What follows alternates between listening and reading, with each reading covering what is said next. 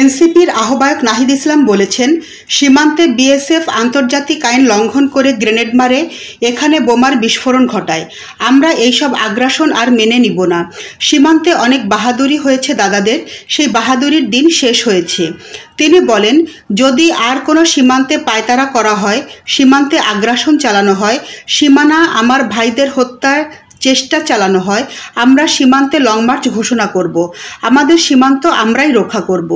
রোববার 6 জুলাই দুপুরে চাঁপাইনবাবগঞ্জের কলেজ চত্বরে এলাকায় আয়োজিত পথসভায় তিনি এসব কথা বলেন। এনসিপির আহ্বায়ক বলেন, আমরা আজকে এখানে এসেছি 64 জেলায় আমরা যাচ্ছি দেশ গড়ার আহ্বান জানিয়ে, দেশ পুনর্গঠনের অনুরোধ জানিয়ে। এই দেশ আপনার দেশ, আমার দেশ, শহীদদের রক্তে রঞ্জিত দেশ। এ সময় নাহিদ ইসলাম বলেন, নতুন বন্দোবস্তের মাধ্যমে জুলাই অভ্যুত্থানে শহীদদের আত্মত্যাগের মর্যাদা নিশ্চিত করা হবে।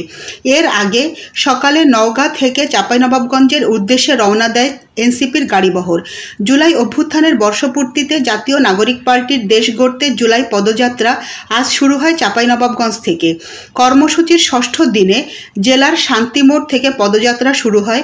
এরপর নিমতলা, বড়ইন্দারা মোড় ও গাবতলা হয়ে নবাবগঞ্জ সরকারি কলেজের সামনে গিয়ে শেষ হয় পদযাত্রা।